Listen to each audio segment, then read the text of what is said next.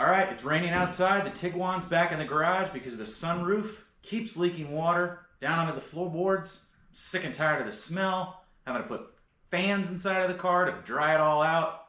Let's get these sunroof drains fixed once and for all. I'm going to show you how to do it. Let's dive right in. Well, we had a rainstorm. And it appears I didn't get the back drains clear enough. This was sopping wet. I mean, like, saturated when I pushed down on it. Oh, it's still soaking wet. See all the water? Oh gosh. The other side's not quite as wet, but it's wet. Quick note before we get in too far. The mess you just saw was actually filmed after I cleaned the front and rear drains. I later found out that the rear driver's side drain hose popped out of its grommet, which ended up dumping a ton of water into the car the next time it rained. I'll show that part later in the video, but first I want to walk you through the full cleaning process and how it took me a couple tries to finally get this leak fixed completely. So I got all the windows open and the fans in there. We're gonna let it dry off overnight, but I wanted to show you kind of why these panoramic roofs are so much trouble, and so they don't really hold water. The bug there. They don't really hold water. This piece of glass kind of moves up a little bit as the track comes back, and you can see this little thing slides between here. So this is all open. In fact, I can take this little guy and just shove it right in there and kind of open it right up, and you can see right down in there. So the water just pools in there. So this little scupper tray underneath here has got to stay clean, and the drains have to stay completely clear in order for it to shed all the water, because all the water is just going into this little channel, this little scupper tray channel that goes around the whole thing. It's going to fill this channel right here, and it extends on this side as well. But that's really what's going on, unfortunately. All right, and we're above the car right now, looking down at the sunroof. That's the driver's seat, passenger seat. So we're at the top driver's side corner and the very front of the car. So you can see down here, there's a little hole. So there's a little tiny hole right in this very corner here. Now watch what happens when I pour a little water in here. Now this is a tea kettle. This is not hot water. This is just cold water.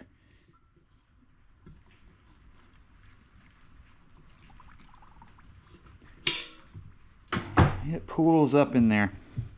It's draining, but it's draining very, very slow, and that's the problem. You get heavy rain, and this whole area right here along here pools up water, and then it overflows into the cabin.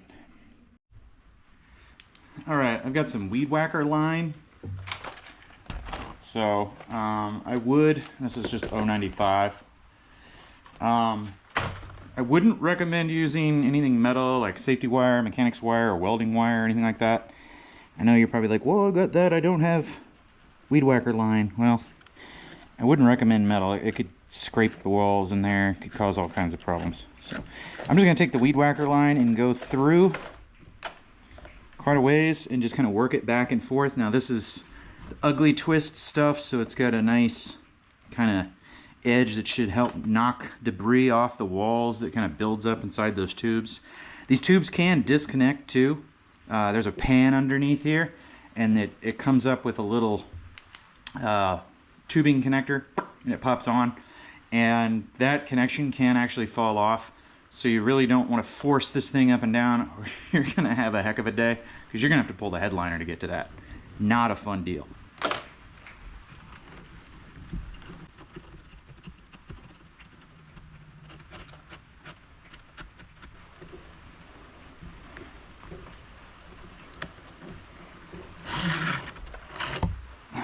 Getting a decent amount of length in there. Let's see how fast it drains now.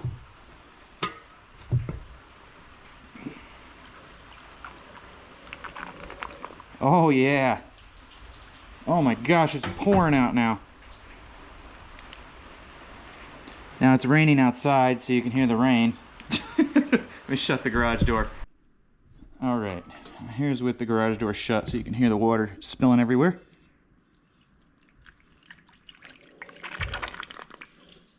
I mean, it's coming out significantly faster now. All right, so this one doesn't actually exit out of the wheel well like I was expecting. So you can see that little bung that the weed whacker line's coming out of.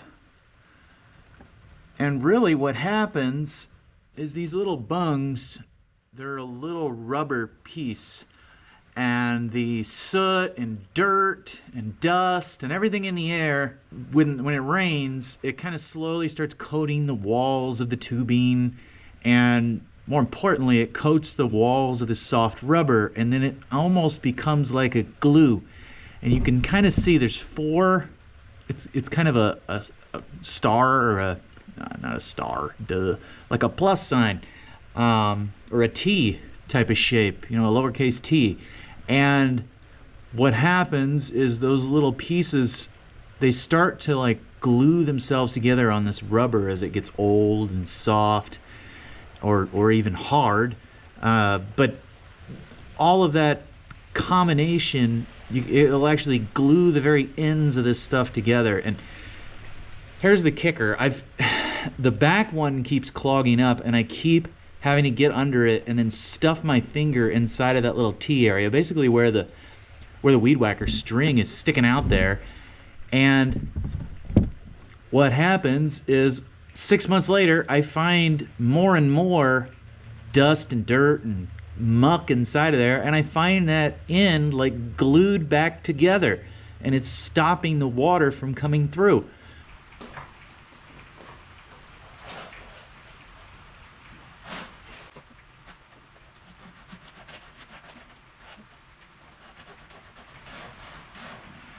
While I'm doing this, I think I'm going to pour a little bit more water just to rinse down any of that crap that's breaking up.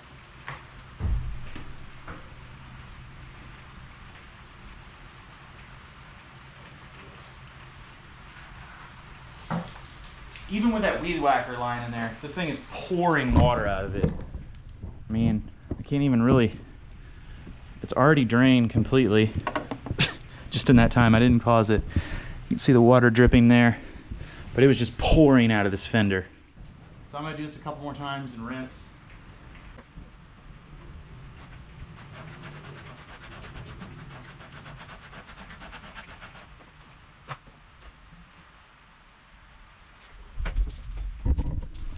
So it's pouring out of there. Woohoo! I'm gonna go ahead and pull this weed whacker line. I think I've cleared the blockage for sure. Let's kind of see how many feet of this you need. Get it through. I'm just shy of 6 foot. So a little over 6 feet of trimmer line. That'll do it for you. All right, let's pour some water through now that the trimmer line isn't in there and just see how fast it drains.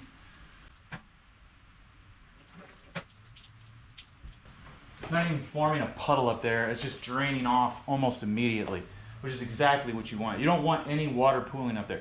You want it to just hit and just go down.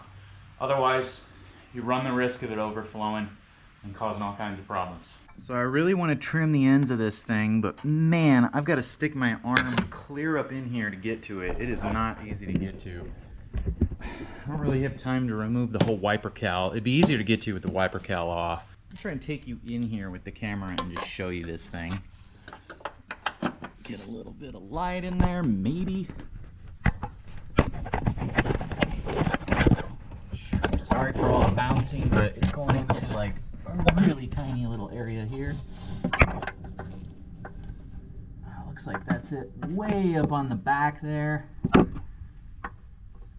Trying to shine the light around to get you a view without tons of shadows. There's no way to really flood this area with evenly dispersed light. But that's kind of what you're looking at back there. And you can really see now how it's shaped.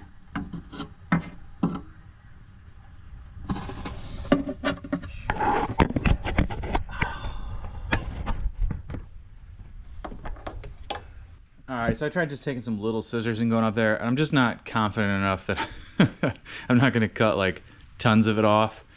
Like I said, for my use case, I'm not as worried about the front ones. I'm going to go ahead and clean them both. But as much of a pain in the neck as it is to have to clean them every, say, 6 months or so, it's not too terrible to just pull this little clip, reach up in there, and clean that puppy off. I mean, that takes all of a couple minutes. If I got to do that with every oil change, whoop-de-woo. What I ended up doing was kind of taking my finger, opening up the hole and stuffing my finger in there. You can take just some little shop cloths and just really wipe it off and just kind of move that piece around. I'm going to show you in the back kind of what that looks like a little closer. Those are easier to get to. So I'm going to go ahead and button this side up. Let's go to the other side next. And apparently I need a second hand to do that. Alright, so same thing as the front side. Pop this little thing off. This one was upside down actually. There's a little indentation here that you can kind of see. There we go. Wipe it off. You can really see it well. That's supposed to align with the plastic here, and that kind of holds it as a retainer right here on this hole. If it's flipped the other way, you run the risk of this migrating out with vibration. Now, it didn't, so. Okay, and this one is a little more fun to get to because they have this tray in your way, or this cover. But you just give this cover a little pull. Oh, come on.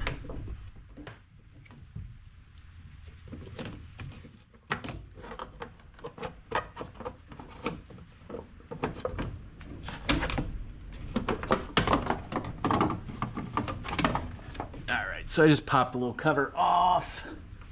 And now I may be able to get to this one.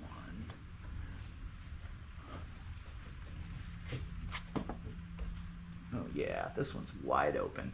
So much easier. Oh my gosh. So I just went and grabbed it like I'm going to show you, and that's the dirt and soot that come out of there.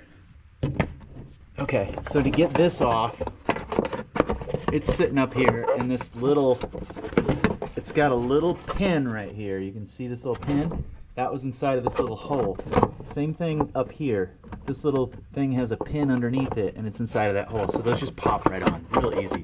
You can take this puppy and move it out of the way. It doesn't even have to come all the way out. And then where we're going is back here in the back corner. So I'm gonna get your camera set up over there. Get you looking over there. All right, and so this is kind of what I was talking about. You're just gonna grab it and kind of work it back and forth like that, and look at all of that crap that's coming out of there.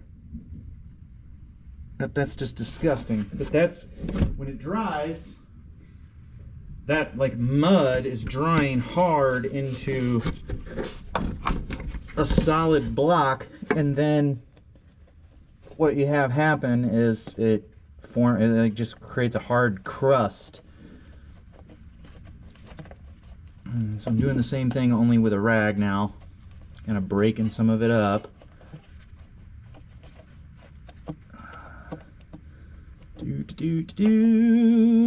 Okay. Let's see. I can kind of get my finger in there. I just want to work as much of it out as I can, just loosen it all up. And now we're going to rinse it out.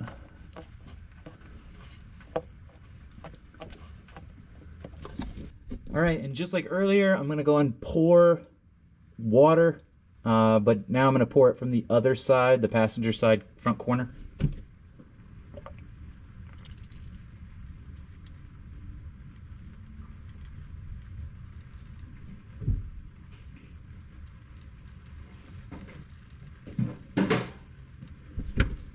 Now this side is not draining very fast at all up there.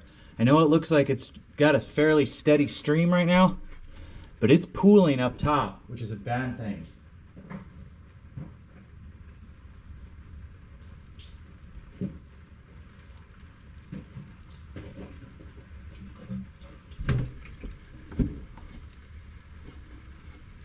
So it's still going. I I didn't pour a ton of water in there. I'm only limited by how big, you know, this tea kettle is. And it's still just going and going and going. Because it's taking its sweet little time draining. It's finally quitting. Alright, well, I'm going to go ahead and run the weed whacker line through it and try cleaning it up and see how much faster it drains. I'll take you up there and show you how fast it's draining right now. Alright, we're going to pour a little water down here. Whoa, let's not get water in the cabin.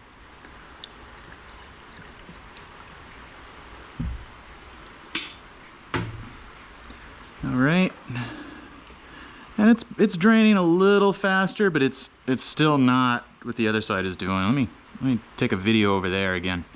Alright, here we go. So I'm pouring this in at a pretty dang steady rate. You could hear it gurgling as it was draining. I mean, you see it just washing out of there fast.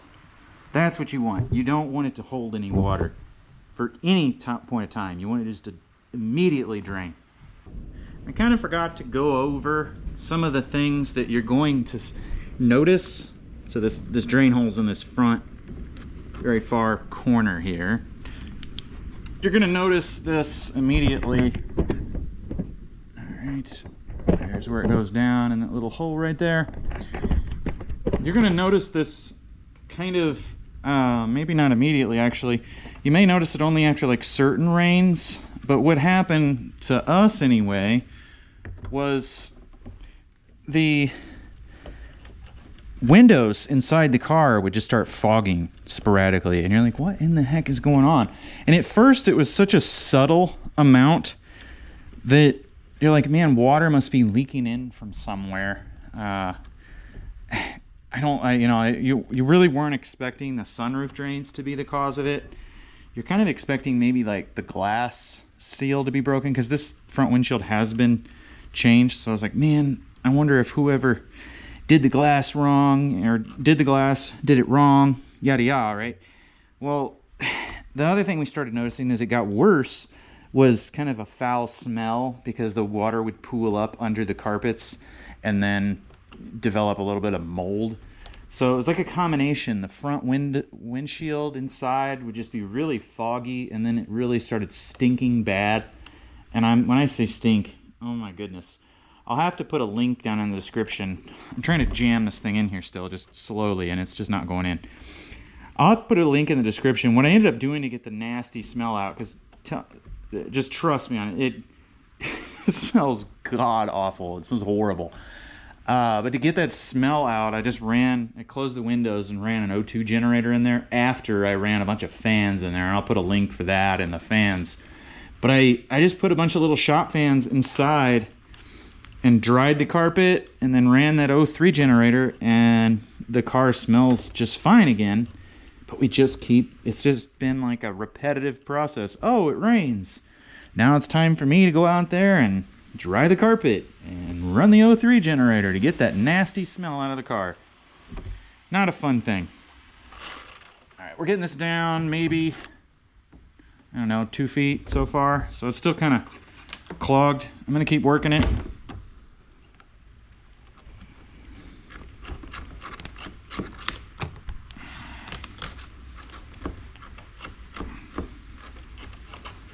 And I'm kind of holding it back here just to see if where it stopped last time. Trying to see if I can get it to go a little further each time, and that was what was happening on the other side. Oh man. No, it's like this one has a spot that it's getting stuck on. And by the way, I'm reaching around, our ceiling is black. Some of these came with a gray ceiling, so my hands are filthy. You wouldn't want that on there. It would show on a white or gray ceiling, so be really careful and be mindful of that when you're doing this if you have a lighter color interior. Oh, come on. Now, I may end up taking this from the bottom and running it up through the opposite way if I can't get it past this spot, because it sure seems like it's just stuck on a spot. Now, what I did last time that really seemed to help too was stuff this stuff in there until it stopped and then run some water through, and that kind of helped rinse some of that stuff that was stuck out. I may have to do that again too. It's kind of one of those things where you just try a bunch of stuff until you get it to work.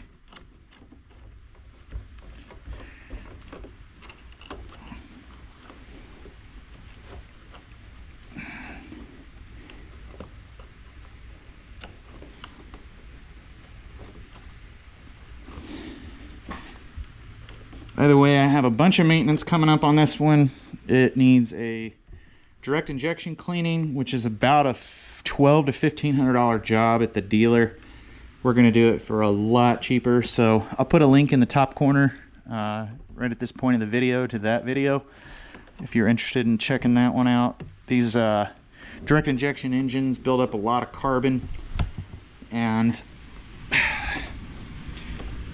it needs done about every 80 to 100,000 miles, unfortunately. So what I'm trying to do now is I'm working it in. I'm kind of getting my hand down here at the bottom and getting it as close to the hole that it's going in as possible, and slowly just shoving it in, just forcing it in. This is why you want to use something plastic. You don't want to force metal into plastic. Oh man, we may have to go from the bottom side on this one. Let's see how many feet we got now.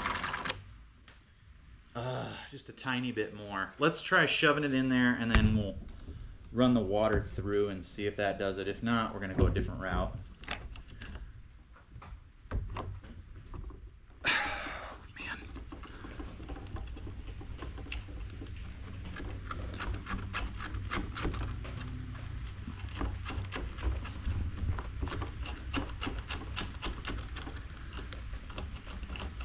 So if you do it from up here, it just bends the wire, right? So you gotta get your finger down there, and I'm just kind of using this finger to guide it in, and then I'm pushing like an inch or two at a time. It's tedious and irritating, but you know, to clear a blockage, that's what you gotta do. And it may not be a blockage, it could actually be hung up at the very bottom where it goes into that rubber bung as well. Let's see if we're draining better. Whoa.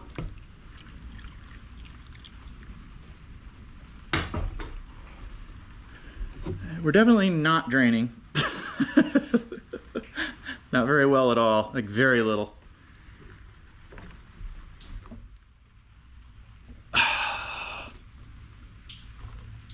You know, this little wind deflector is nice, but man, it's kind of a pain to work around. I've taken these off. I had to take it off of my Passat because the bar, this is actually metal right here and it's rusty. Oh, I've got another one to put on that. Just another job that I've got to do on all these cars. They love maintenance. Not just the VWs. The VWs are actually, I'm out working on these less than my other cars, in all honesty. Let's go down there and see. Maybe this weed whacker string's all the way through and it's bumping into something. All right, the weed whacker string was all the way through. I don't know what was causing it to stop, but it was stopping. So we're gonna pull it out. And I'm gonna take the string and kind of pull against each corner of. And I'm sorry if I'm not. I'm literally doing this blindly, and I got you shoved up inside of here. So I'm sorry if my hand's getting in the way and my light's causing shadow. This one's virtually impossible to get all of it on camera. But I'm trying to clean all four corners of this little grommet, this little bung, whatever they call it, I don't know. I call it a grommet.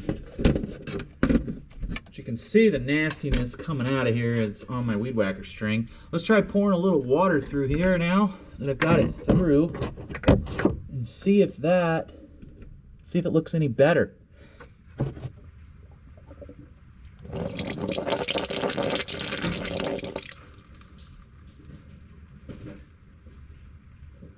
All right, and similar to the other side now, it's like gargling at the top now as it starts to drain, so that's a good sign. I'm gonna go ahead and do like I did to the other side. All right, so it's gargling up top now when I pour the water through. So I'm gonna do like I did to the other side. I don't really have anywhere well to position the camera, but I'm gonna grab the string and kind of run it back and forth from the top and the bottom, just like I did on the other side. But you can see the junk that's all over the string, and that's kind of why you want to use this jagged wire, as it kind of scrapes and stuff as it goes.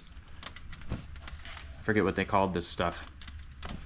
Ugly twist? Yeah, that's what they called it. I think that's their branded term for it. All right, so I just kind of like ratcheted it back and forth. Let's not put this nasty, dirty wire back into the cabin. Oh, goodness gracious, come on. Okay.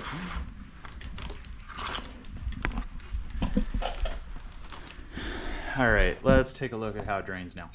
And here we go.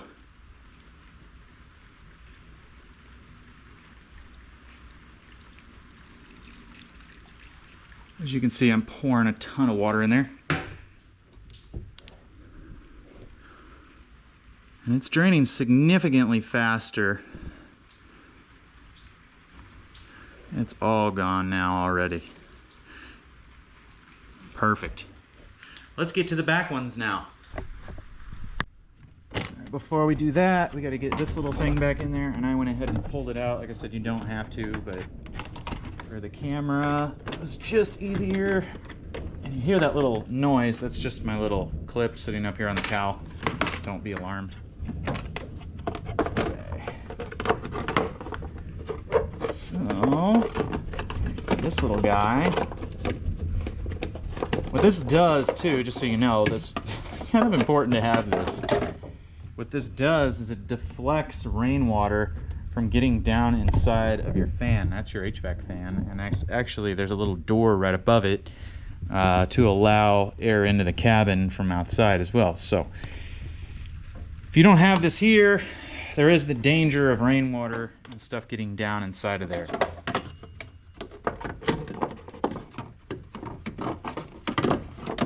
This little thing's got to go around this wire here.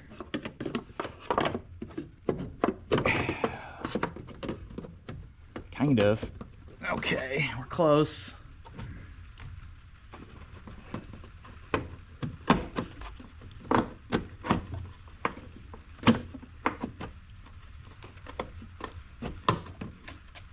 So it's got to go, this little tab goes under here and locks into those little holes. And now this is there to keep rainwater from hitting here and coming down. I don't know how it would get in here.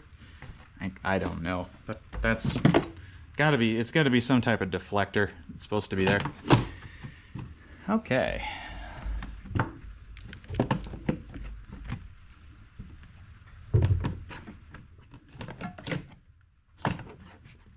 Okay, we'll get this like that, and it's supposed to kind of go and sit evenly across here. I'll push this down. Again, a little divot lines up like that, and that's it. Really quick to get to these front ones. I thought I was gonna have to pull the inner fender. I'm so glad I didn't have to on this one. Other years, from what I've read, may drain into the inner fender, and that's a whole nother annoyance to get to that. All right, in the back, since this is a panoramic windshield, you've got the other big piece of glass that starts right here and goes all the way back. The drain for this puppy is all the way near the very back under this glass. You can see it if you run a bore scope way down this channel and all the way back. That makes it really tough to clean it with the weed whacker line. The good thing is, though, they really get clogged up on that little bung. So we're gonna go down below. I'm gonna show you where they are. They're really easy to get to. Let's do it. All right, I'm gonna show you in the trunk where the line comes down for the back. So this is actually the line, and it's going down into a little bung down here. So that little bung it goes down into. So these can actually pop out as well. And it's really easy to pull them out. Like literally all I'd have to do is grab that tube and pull. So that's another area. And just so you know, this right here is just a little flap. It equalizes cabin pressure when you close the doors. Otherwise, the doors wouldn't shut very easily. So that allows air to vent out. So that's all that is. We're not getting water in there. It looks like there's like moisture on it. That's not getting water in. Don't worry about that. That's designed to be that way. It's actually right behind the bumper right here. Most cars have those now. All right, so that's kind of a location. The other side you can't really easily get to because you have the jack in the way and this piece of plastic. But this side is really easily visible just by removing this little panel really quickly. It's where you can see it. So that kind of gives you a perspective of where it is on the body. So it's right there. So that's kind of where we need to look. And then it's right back here. So it's kind of right in here. All right, we're gonna come up from the wheel, and the exhaust is right here. The hanger for the exhaust. Some other stuff up here that's rusted. As you can see, that little bung right there. All right, so let's go to the other side. This one's really easy to see, I believe. Yeah, right there. See how that dirt kind of turns into mud right there and really glues those 4 pieces there, the little how it's designed. You can see some water dripping through, but you can really see how it can glue it shut. And that's what happens. All right, I got a little more light in here, a little more evenly distributed. Maybe. But let's go ahead and clean it, and then I'm going to show you how I'm going to modify this one. I don't like... I'd like to do this to all of them, but those other 2 are really tough to get to. Let's just work the dirt out so you can see how much I can actually get my finger really easily up inside of that one. You can see how nasty. So that stuff just dries up and then it glues it shut. Now you can see it's open.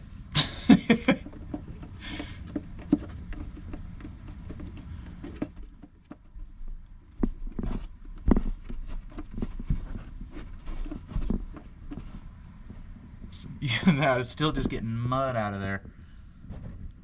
I'm actually going to take some flush cuts and try to get it with that.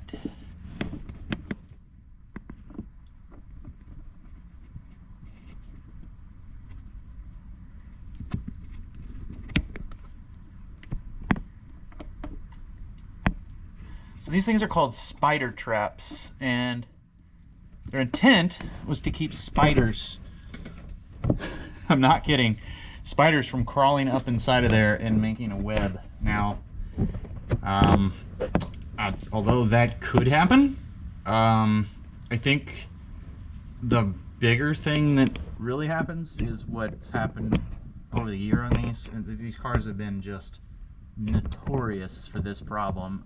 Is that allows not only, or prevents not only spiders, but it creates it to where you've got like a point where everything comes together and the mud and dirt and all that stuff, it just builds up and it just seals it shut. Now, good luck sealing that shut. I'll never have to fiddle with this again. Now it looks like that, so good luck getting it to where it will clog again. Can spiders and stuff like that get in there? Yep. But you know how many cars have these drains? And I've never had a car have sunroof problems because of spiders. I've had a car have sunroof drain problems because of this, and it's really only been this car. So that looks much better. Let's go back to the other side and do the same over there. All right, here obviously is your before. I can get my hand in there, and that is about it. So this one I'm going to do off camera and just kind of show you what it looks like afterwards. All right, and I snipped it off. It literally takes 2 seconds to snip this thing off. I'm going to show you kind of how I had my hand up in here. I took my hand, I took these like this, so that's the flush side, and I went in like that. Oh, man. I know it looks like I did it blindly, but I was able to see it from like this angle. And it's tough, but it's doable. You can see the very corner of my hand, or the snips there. That's how I snipped it. It wasn't easy, but it took a couple seconds just to do it. let's get you in there for kind of a close-up of what it looks like afterwards. So that will not clog up again. All right, so up off the floor, maybe it's a little easier to see these. We'll see, kind of see. I didn't cut off much, very, very little, nibbed it off, so you didn't have that point that it comes to, that dirt just builds up inside of those corners and then just eventually glues this puppy shut. So it's a great idea in theory to keep stuff from going up in there, but after 10 years or so, those tubes start building up dirt, and I swear I've gotten up in there every 6 months, stuck my finger up in there and stuck a rag up in there and tried to clean it, and then 6 months later it's filthy again and it's clogged again. So again, I know you're like, well, they put it there, like engineers put it there. I'm an engineer, we make mistakes, trust me. I get it that spiders could crawl up there and make little, you know, nests and things, but again, I've had other cars that are 20, 30 years old and they've never had problems every 6 months with the sunroof drains clogging because of spiders. I'm sorry. Put a link in the comments if you have spider problems. The only car in my garage that has spider problems is the truck, because I don't drive it over winter. So it does collect some spider webs underneath it. It doesn't have a sunroof drain, so I can't say anything on that. Maybe if the car sat all the time, but this one sits... Wow. Yeah, see? We got a good thunderstorm going on. This one sits outside all the time, and we drive it almost daily, not very far all the times, albeit, but if it moves often enough, you're not going to have problems with spiders like that. They're only going to start crawling on cars like this that sit all the time. And predominantly, if they sit in a garage, if they sit outside, they're really not going to collect spider issues all the time. So, at least here in the Midwest. I guess other parts of the country or the world, maybe? I don't know. Leave some comments down below if you have problems with spiders clogging your sunroof drains. There's also a drain on this one and every other car that has an air conditioner. It's usually somewhere around the front up here, and that drains the evaporator core because your evaporator is back here, and it's going to sweat as you run AC. That's why you always see a car dripping water in the summertime. Some of you might be aware of that and freak out because you think it's losing coolant or something like that, and then just get down there and pat the puddle and smell your finger and go, that's water. Where the heck's that coming from? That's where it's coming from, the evaporator. It's sweating and it's draining out of there. I've never seen one of those get clogged by spider nests or spiders. I don't know why these stupid things are put on there. It's a decent thought. Didn't work long term. All right, so I'm in the trunk. I opened up these little compartments. Just come right off with a little quarter turn. You pop it right down. They sit right down inside of here. These little tabs right here. Anyway, this side you can see the tube comes right down here to. I actually pulled it out of the other side, out of the bottom, which I didn't mean to. I was shoving the fishing line up through the bottom, and it pushed it off because this tube is barely in there.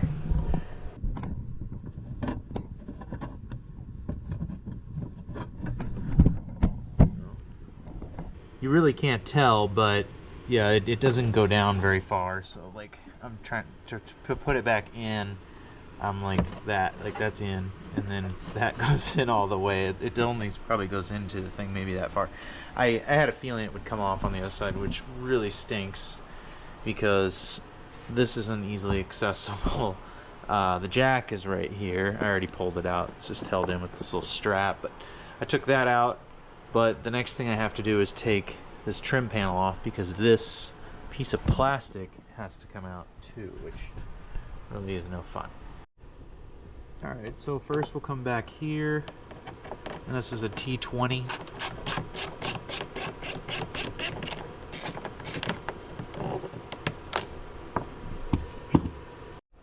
Alright, this is a T25.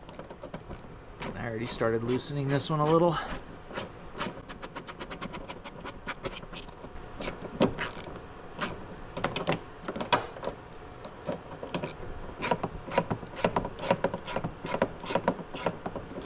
You noticed I pulled the piece out because it was kind of bottoming out my ratchet.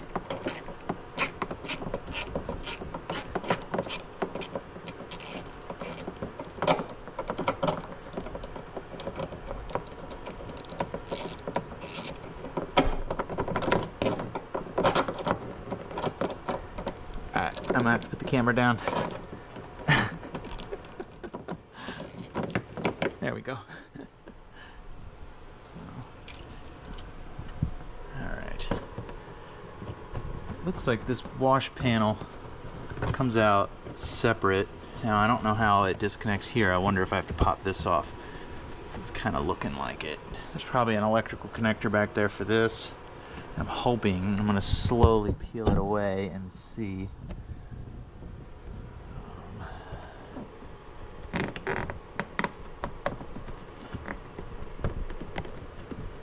Pulling as lightly as I can to not break those things that I just broke.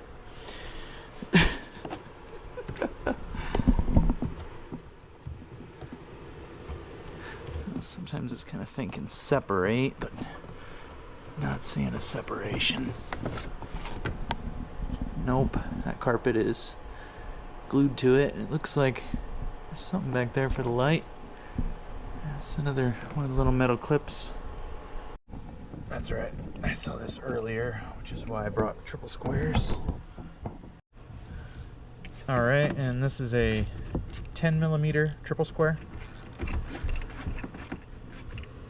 I'll put a link in the description to some of these tools.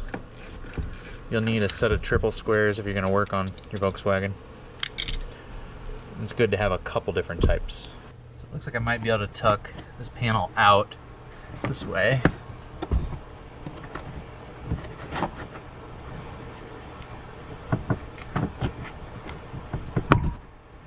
Go. Okay. So I'm gonna take out more of the vehicle. I'm gonna take this out as well. All right. There's a roll back here. One of the kids. Compliments of one of the kids. Just push this little tab down. Pull this pin out. Now this is an R line, so it's got the Fender sound system, and that includes a little sub back here, which size of those wires, it doesn't really look like it's pumping a whole lot of power.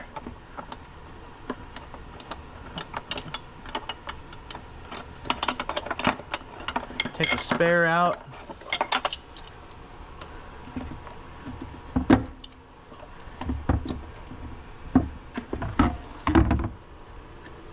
Got this little spot that's cut out for it. Looks like we got some water down in here even. Alright, we'll grab the spare.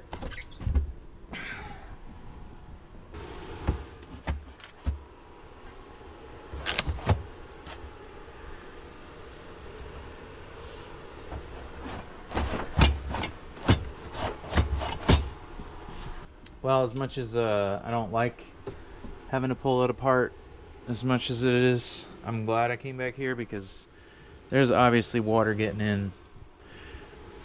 I'm gonna get this out. This is just a big piece of foam. It just comes right out like that. All right, and yeah, this whole area is soaked back here. It doesn't look like, I was thinking this is corrosion. It's not corrosion. Good. It's just, I don't know what the heck it is. Dirt. It doesn't look like it's been doing this for a while. I know it hasn't got this wet. This is the worst it's been, actually. So I'm gonna have to put a fan back here now overnight too. But even the spare was just soaking wet. I mean, see all the sweat on it. Oh man. All right, and then down here, this is an 8mm triple square.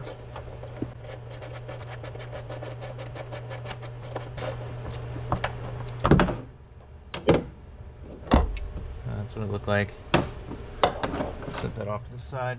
All right, and in order to get this out, I think I'm gonna have to pull the center whole piece out So typically these are gonna pop out from here and then up here on the top.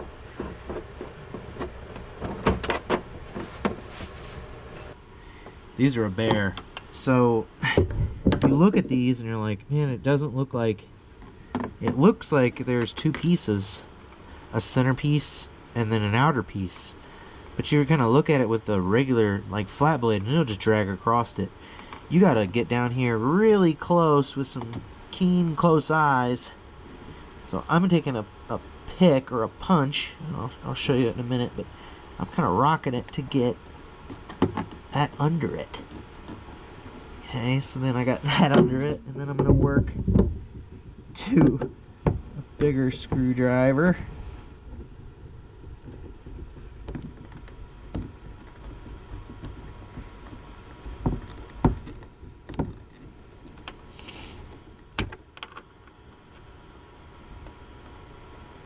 Should go take some Allegra so I'm not sniffly. Okay.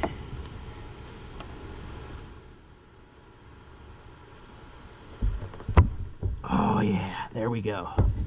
Holy moly.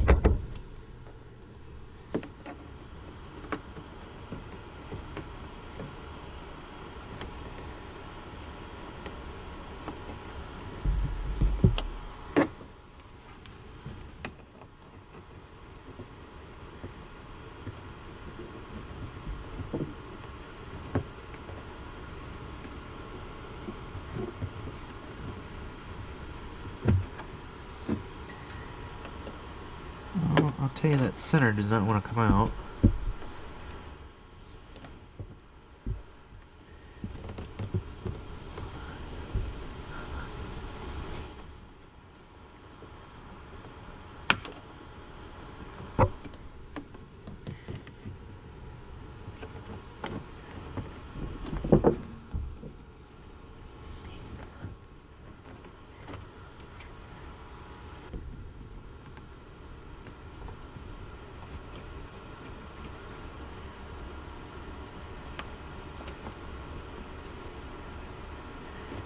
Try not to break it, but I'm at a point where I'm just gonna destroy it.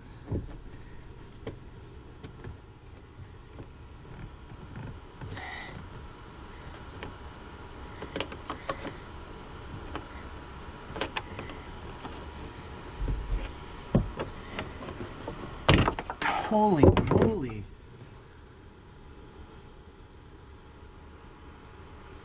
Wow, that thing is incredibly strong. It's very simple too.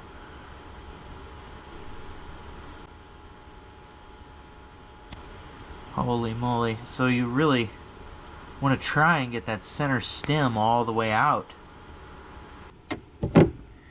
Alright. See if we can... This one's kind of sitting up a little bit. On one end anyway, up here it is.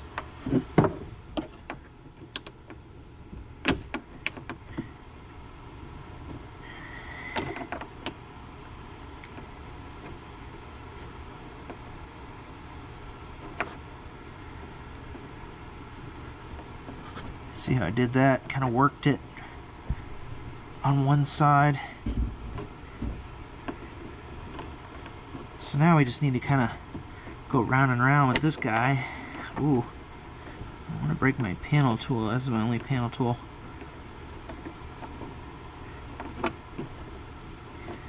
I can't find all my other ones. I've got a couple other ones. I've got a bigger one that would come in really handy once we get it to here. It would take it the rest of the way.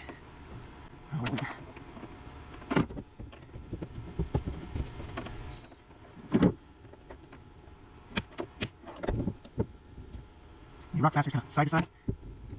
It tends to get them to come. Get them move on you a little bit.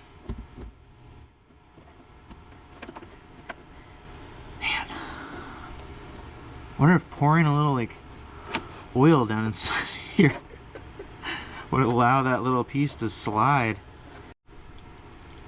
Alright, and I've got some mouse milk and a little... Mouse milk is a penetrating oil, and it's in a little pin style injector. You just push this little thing. I'll put a link in the description of these. These are really handy little oiler. I particularly like those little oilers for oiling fasteners in the engine bay when you're working on taking something apart. Exhaust fasteners particularly, but any fastener that's really seized.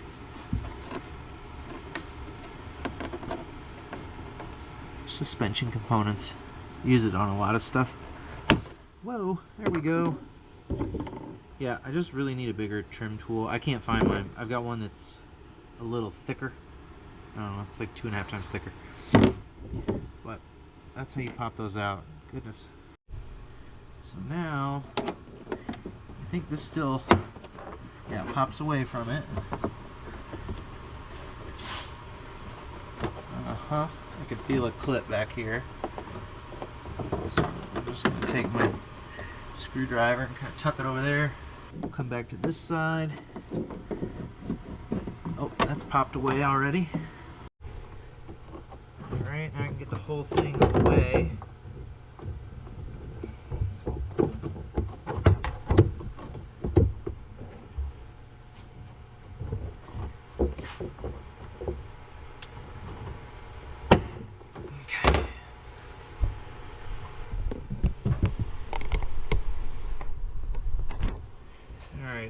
So you can kind of see what I'm doing a little better. You could jam your plastic tool down in here, but basically I pulled the panel out, so this way, towards you on the camera, but out towards the front of the car, and over this little clip. I'll show you on the other side, but there's a little cargo strap there. Kind of got it out past that and then lifted up on the panel and just pulled up, and I could hear it pop. There's a little clip under here. So now I've got one of them done. I can start working my way across. So I got that one.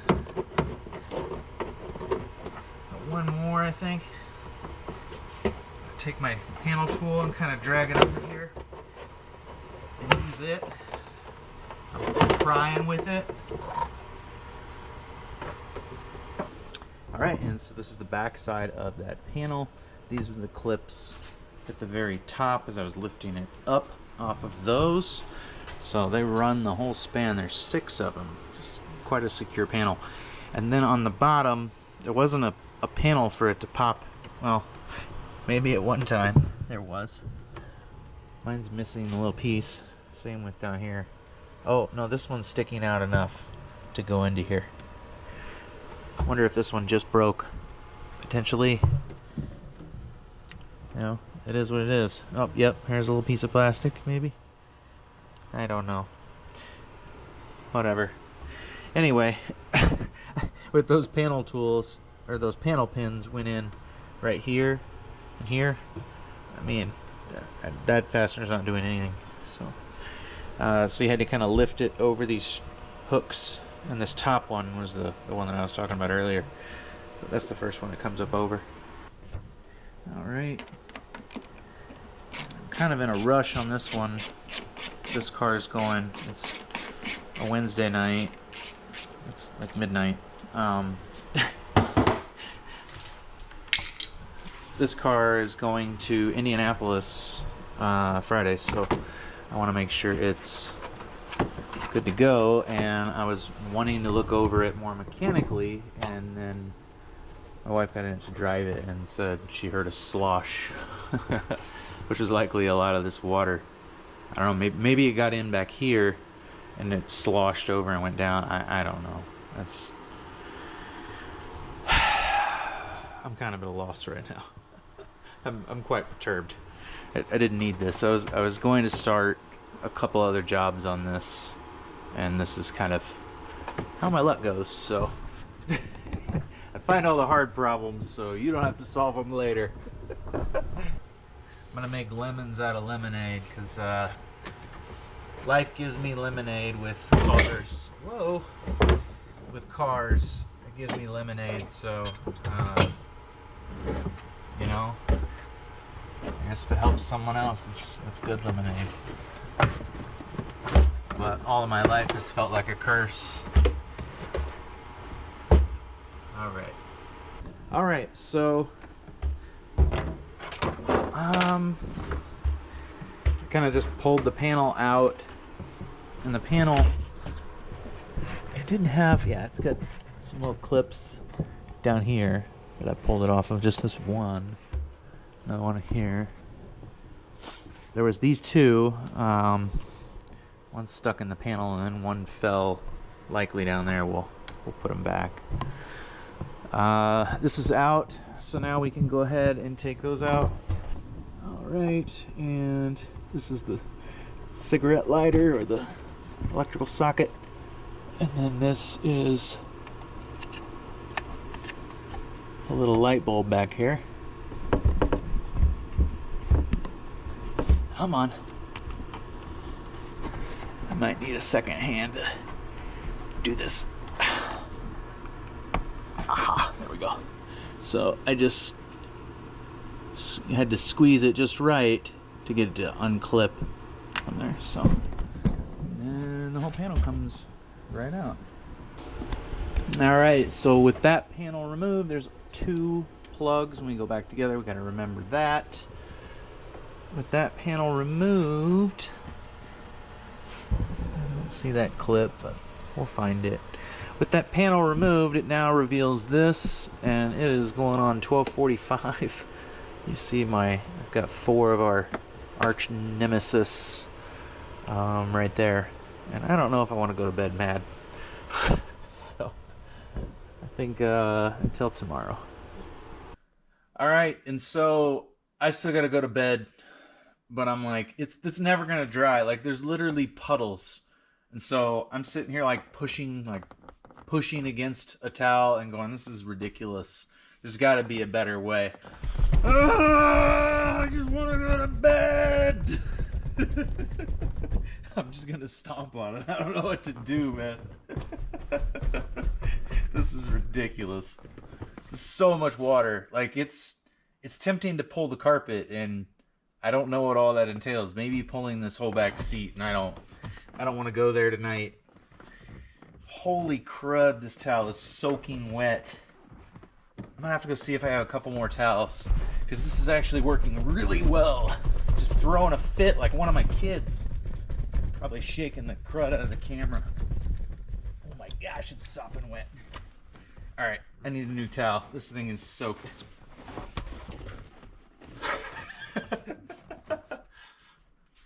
So I just went and got 2 more towels. Threw one down, and it was like full of dog hair.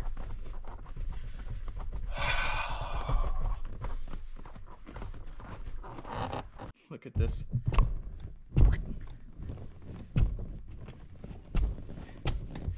Ugh. I let this dry all night. This area is dry, thankfully. I've ran the trimmer string all the way up in here as far as I can. I even ran a borescope up there. I don't see anything going on. So really at this point, I think I'm gonna go ahead and drop down this, and potentially both this side and the other side. We'll see what this gives me access to, but I kind of want to see what's going on up here, because that hose goes up to a little barb and it just pops on. It could have, I have seen where people said that they pop off, so that could be where I'm at. Let's go ahead and remove this panel. So to remove this, we're gonna kind of peek in here. Whoops. Oh, I pulled it down a little bit. So it's got a clip right here, clip right there.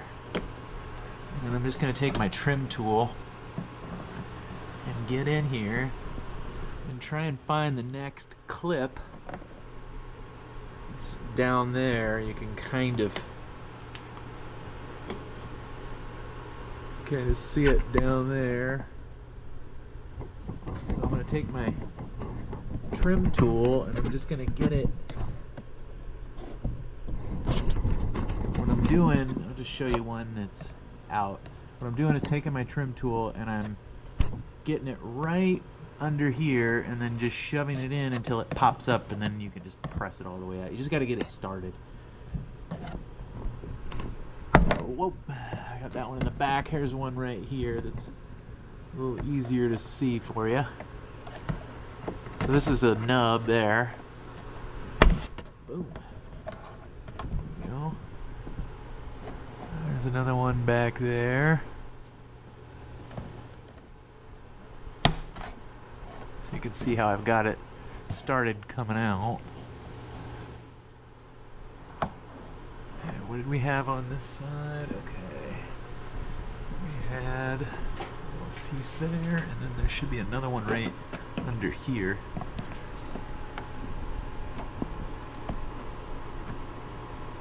Okay.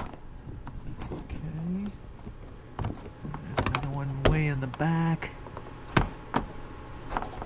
This one looks like it's gonna pop out.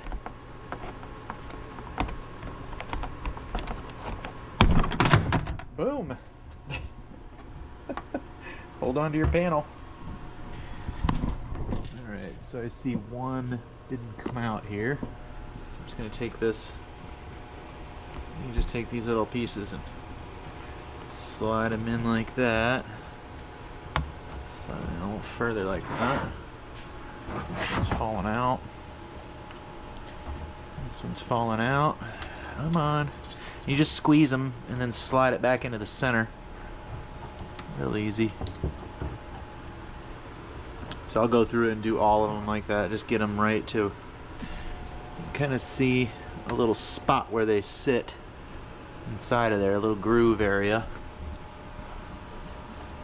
You can see it there.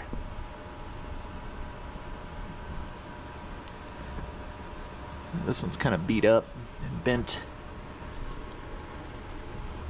Alright, set that puppy off to the side. We've got parts galore out of this thing. Okay. Ah. So you can see now the blue hose right here. That puppy goes up this side here.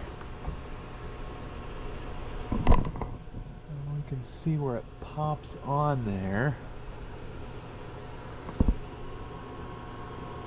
It doesn't look like either side is disconnected from that tray up there. Got to go ahead and get these out.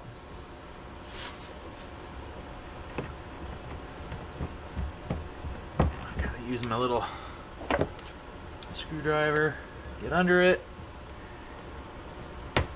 Ooh, this one came right out. Like, wow, this should come all out. Like, all come out that easy. I was expecting a fight, so I just gave up last night. I could have had this panel off last night. Hey, things are starting to look up. Right.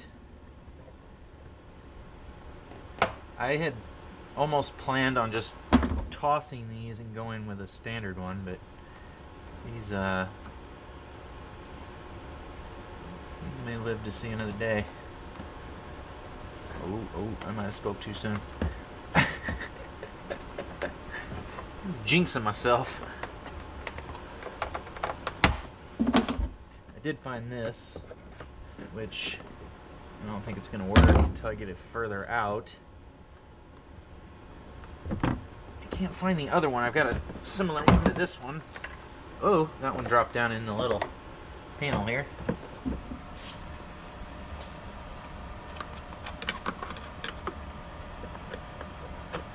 I'm blocking the camera, I know.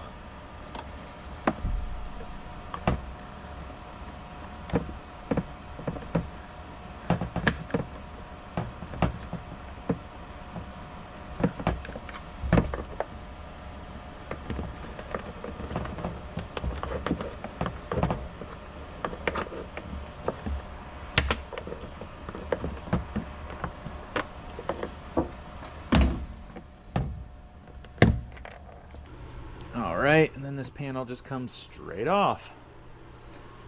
And I'm just going to take those little clips while it's out. I need to clean this grease from the jack, but I'm just going to take these little clips and toss them in here so I know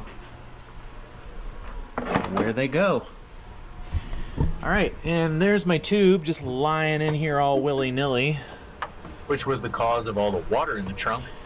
All right, this is probably an easier one to show you that, like, there's not a whole lot of, you can see the little thing it goes into it, so like there's not a whole lot of tube that goes in there.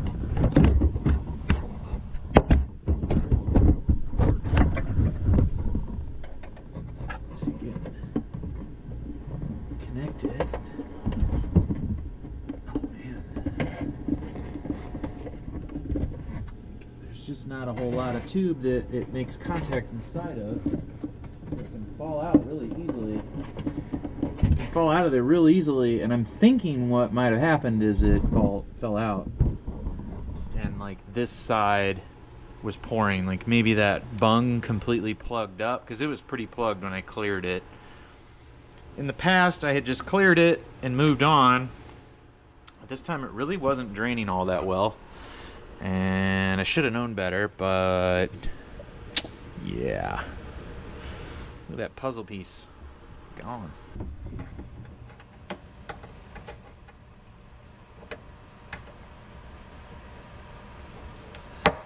All right. I'll put that on that panel. All right, this little panel. It's got to go all the way into the slot. You see the square? Let me take it. Come on. There we go. Put it right into the square. So I got both of them on there. Alright, so it is looking mighty empty in here.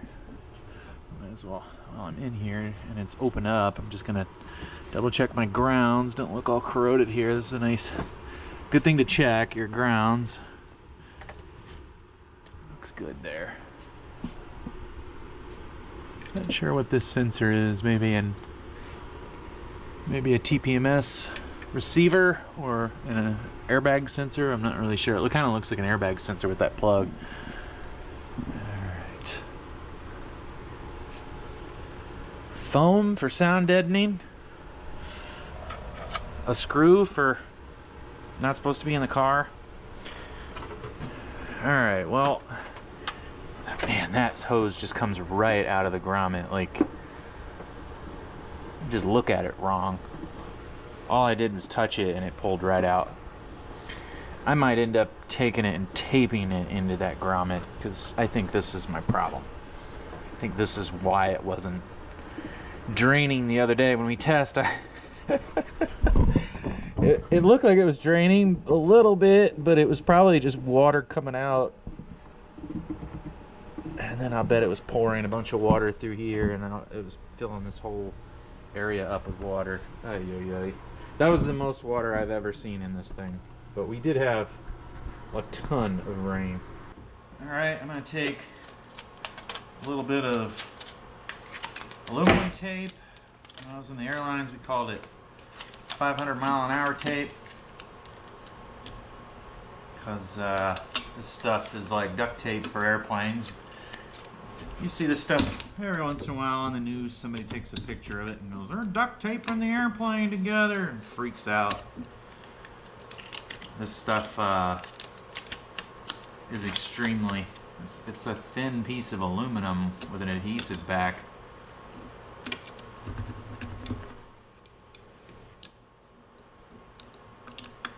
But it is designed to go 500 miles an hour. So I'm just taking a Martian spreader and putting it down. That'll kind of, I'm creating a little dam here essentially. I want to try and control how much water I put in, and I don't want it just going all over the place. I want it to go down in here.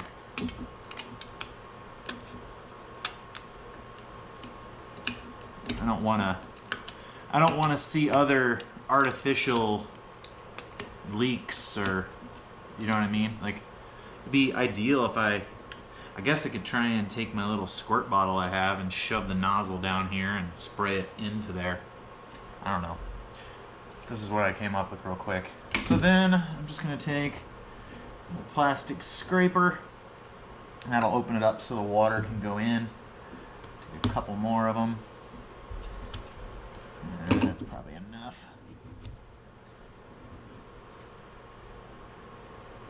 kind of creating an opening here for the water to go down inside of a couple of them.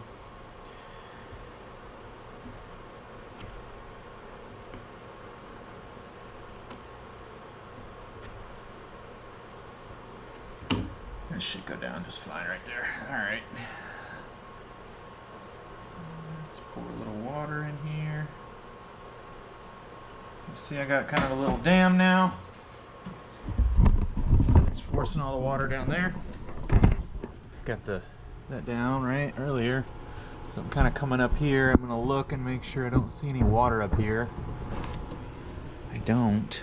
Alright, let's pour a little more in there.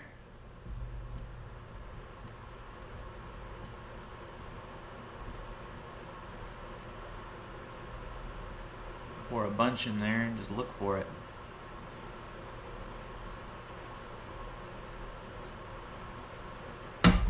So I didn't make a giant mess, I just put a little mop bucket underneath.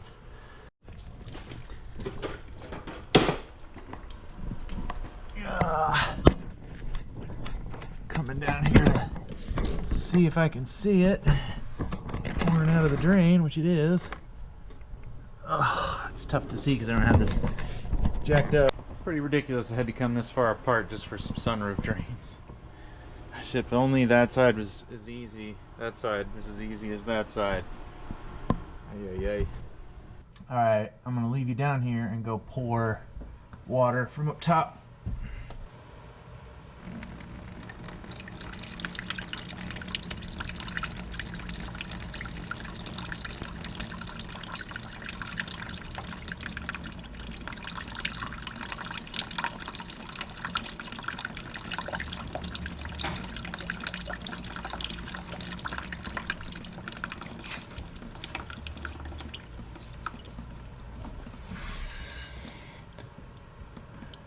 Seems to be running pretty good now. I'm not seeing any leaks in the cabin. We're going to keep checking though, because I don't want to have to tear this back apart. I'm also going to somehow find a way to secure that tube so that it doesn't come out. Now this little grommet had come out of here, and all you have to do to remove it is pull it out and put it back in, push it back in. It just pushes in. There's nothing to it. Make sure it's all the way up. That's all it does. That's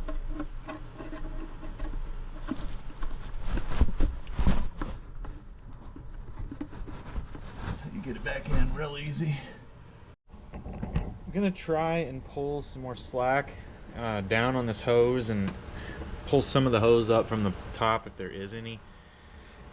I think ultimately I'm going to end up coming in here and replacing this hose material with a longer one, and I think I'm just going to go all the way through the hole and omit that little rubber drain. I'll just stick it through like 1.5 inches, 2 inches or more.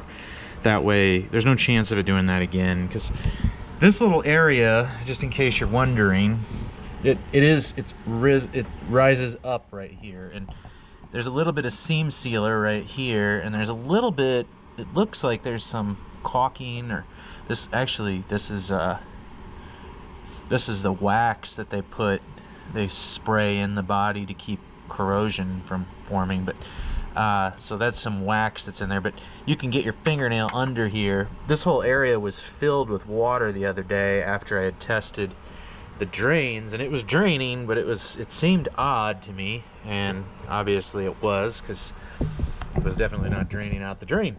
I think what happened is it filled this whole little area up here, and the wheel well, there's a wheel well portion right over here, so this area is not much bigger than my hand.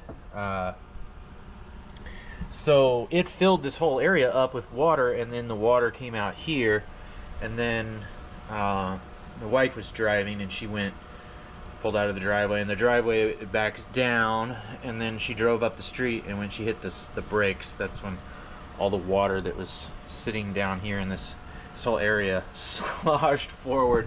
So that means that carpet and the padding under the seats is wet too. Ugh. I'm just gonna run this. I really don't want to take the seats out, but I'm gonna run this another night. I ran this a full night and day. I ran the other two, they're still running. I'm gonna run this again. But I wanted you to see that if this pops out, that's and you're getting water down here. I mean, I wasn't getting any type of water up here.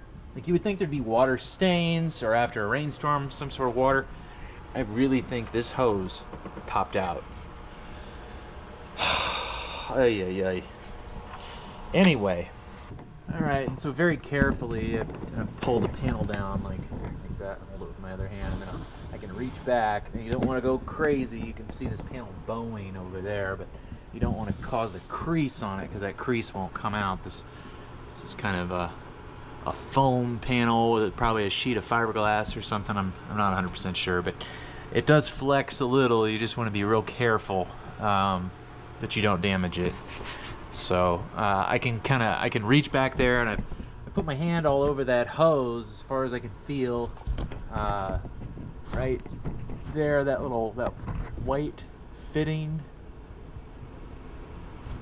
right up there, that is where it connects into the tray up there that catches all the water. The sunroof system does not, it doesn't, like, these seals don't seal up, they just allow the water to go straight down. So it's not a closed system, it's intended to drain. So I do still feel like I have a feeling that I'm gonna be back in here, and I'm going to be replacing that tube. I'm wondering if I can get to the top half of it through here. I want to check that before I put it back together, but I have a feeling I'm going to be back in here replacing that tube with a longer one. So I think for right now, what I'm going to do is take a little bit of Gorilla Tape and wrap it around the very bottom, because the tube just slips right out. Just take it and wrap it on the bottom here, wrap it around it, and then wrap it around this rubber grommet that's down there too, and hope that that will keep it in there. I don't know what else to do. I mean, hopefully I'm not gonna have to touch this stupid thing anymore now that I cut the drains down there. Hopefully it doesn't clog, or some wood to knock on.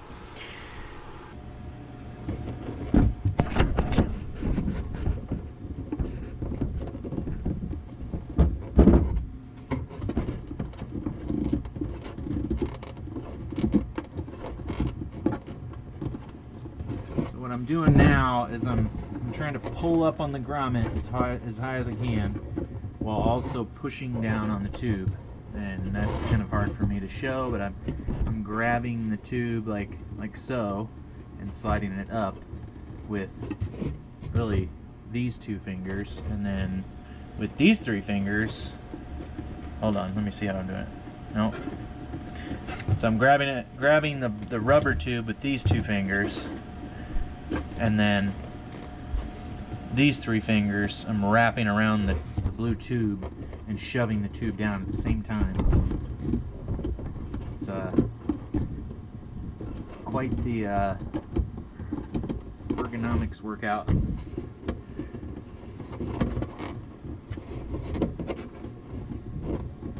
Alright, I think that's good.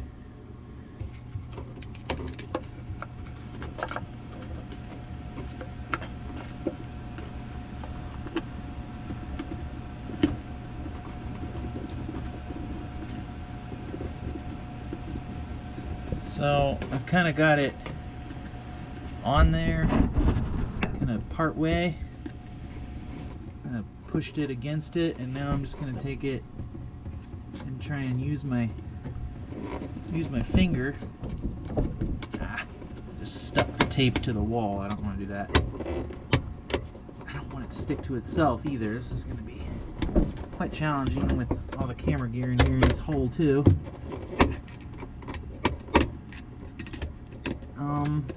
Maybe if I do it like this.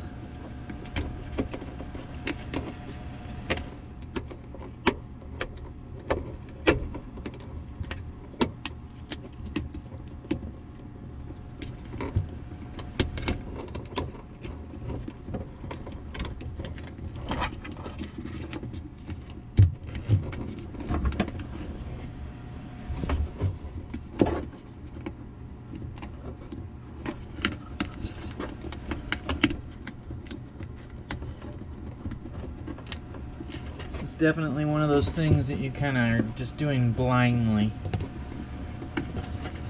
And just by the feel of your fingertips. Oh, man.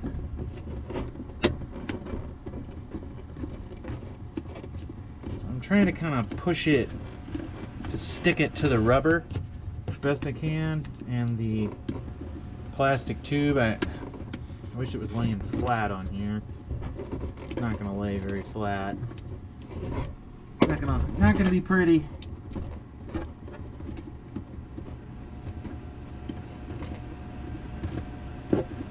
Try and roll the creases out of here.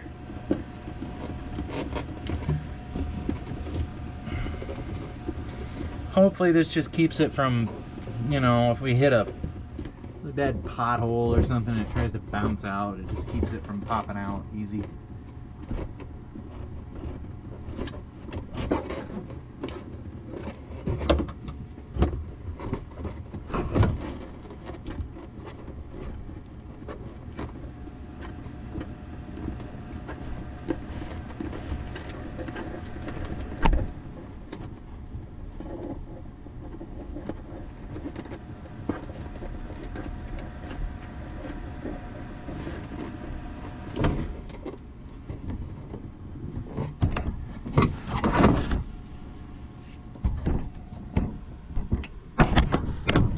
Well, it's certainly not winning any beauty contests or anything like that, but you know, as long as it does the trick, right?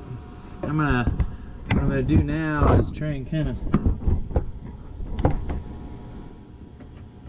pull up on the hose a little bit. I mean, it's not coming out of there real easy. I don't want to pull it and pull the tape off, but it feels like it's pulling the rubber with it.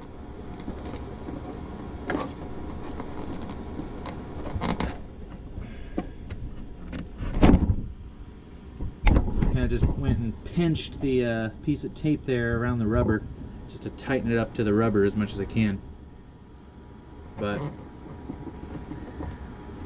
we're gonna run with it like that for a while, and like I said, if it pops out, I'll measure the tube on the other side, get some tubing, and we'll redo this. Alright, now it's time to put this panel back in. I went ahead and wiped it out. I've got my little clips. I'm going to reuse them. They came out real easy. Give it one last look over. Our tape is good through here. We've got to make sure these two plugs are sitting out ready for us when we put the top panel in, but we got to get this in first. So everything is good in here. I didn't leave any tools in here. Everything's all fairly cleaned up. I would take a vacuum and vacuum in here. In fact, I'm just gonna go ahead and do that real quick. Well, again, one last little look over. I went ahead and vacuumed. Those are back on.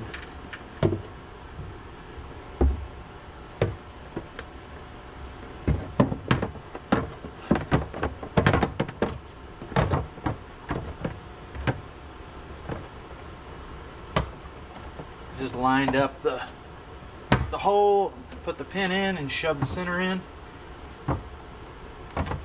Come down here, do one that's lower.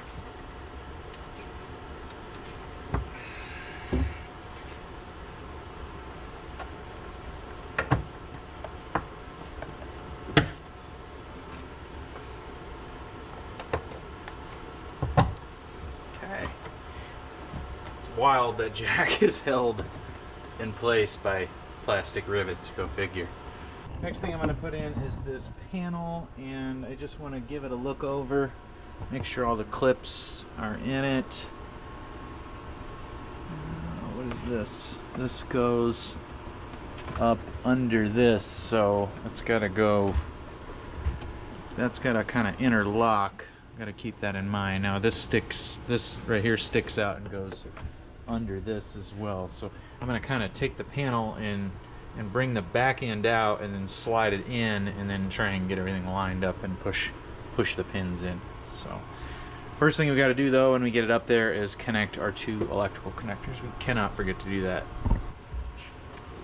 Try to kind of feed this panel behind real quick first. Kind of climb in there and get it. I think you're supposed to take this off. Alright, so here's how I'm going to do it.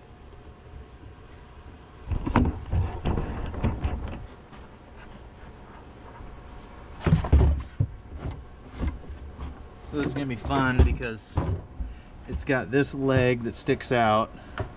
So I'm going to try and take it and kind of hold it straight down like this. And then I want to get this behind it first. Like that.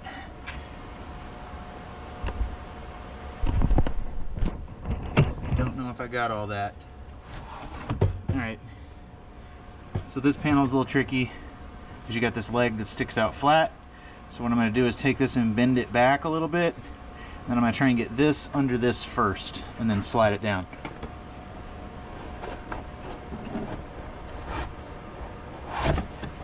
Just like that.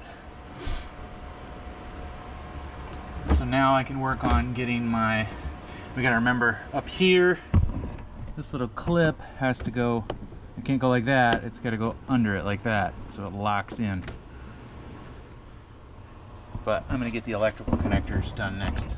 Okay, this one, this goes in until it clicks. Got to push the little tab down, and then this one will go in like that until it clicks, and then I just kind of give it a little quick tug test. Be good.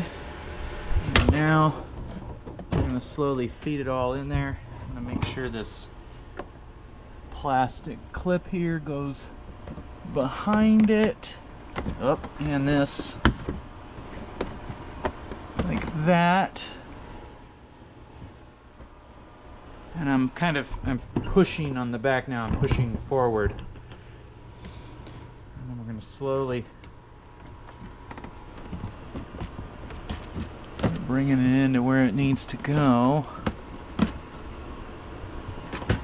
don't remember this having such a big hole up here, but it does. I just looked at the other side. Okay. Looking like everything's lining up. I can kind of look down through here and see this one right here. I can see where it lines up. It's going to be real tough. I can see this going in to this, and that's going to be a fun one to get to, but that's the first one you got to really get to. That one, and then there's one down here that's completely blind that goes into this on the plastic.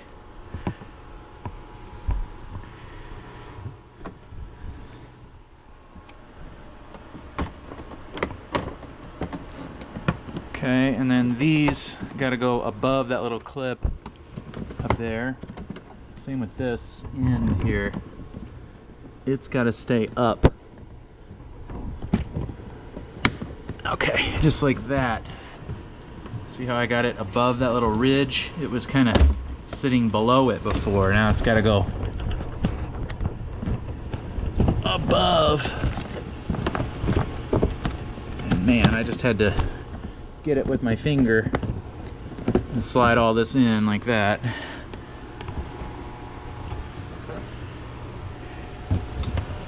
I don't know that I'm going to be able to get the camera back here to get this pinned in. Alright.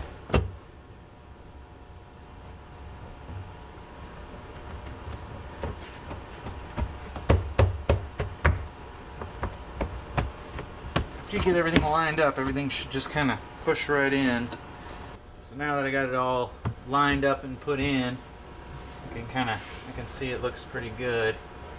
I'm going to take my finger and just pull this seal back very tediously.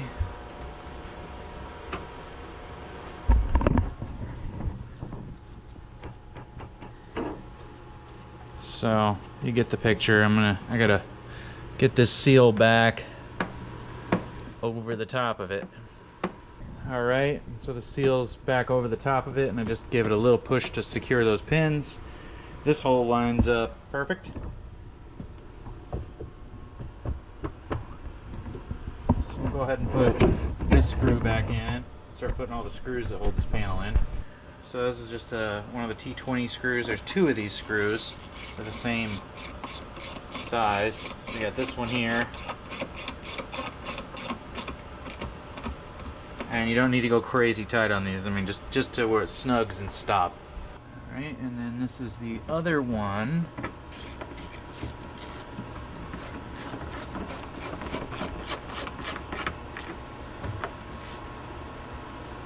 All right, and then this one, you can see the nut plate that it goes into.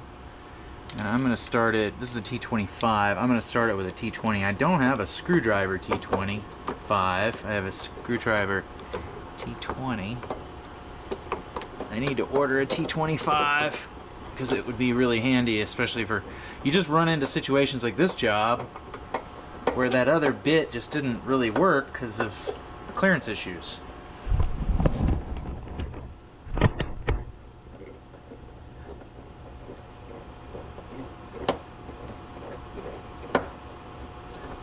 Now, it's trying to kind of strip it now, so we don't want to do that.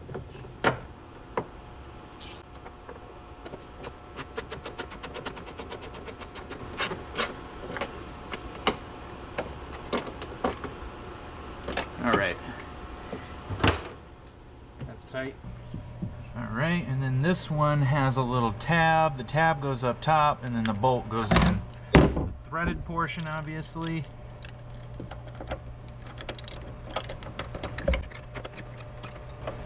Just like that.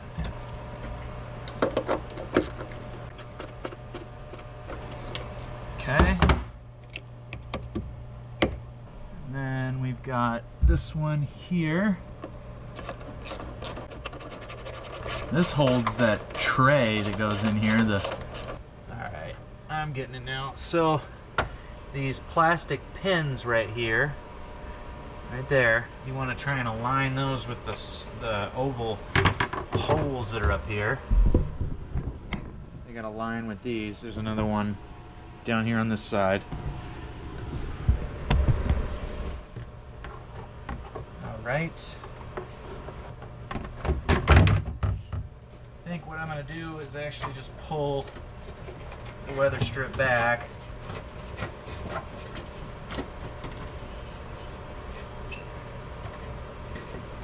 Pull it off all the way. That way I'm not fighting it in any kind of way.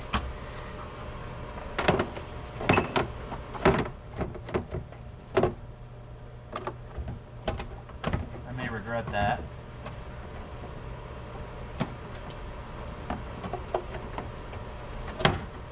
So I got that one started there.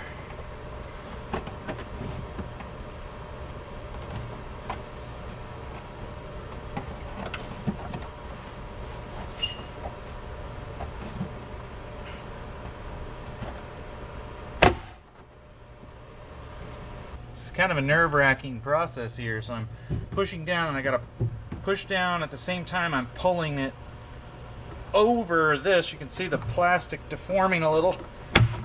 Oh, and then I'm just gonna go along here and pop all these in. That was that last pop that you heard, and then this just pushes against it.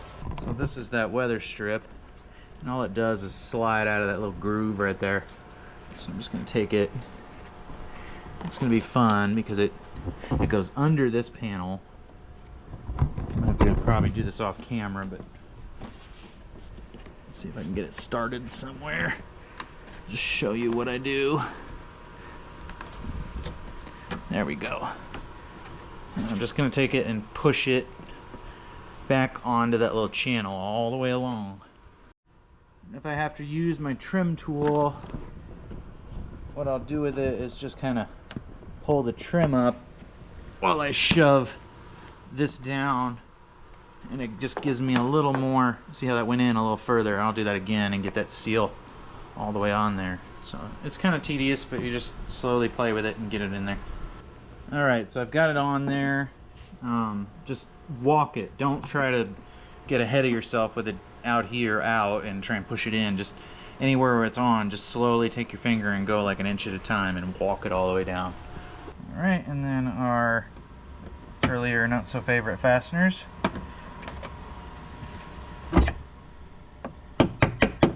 Go in like that.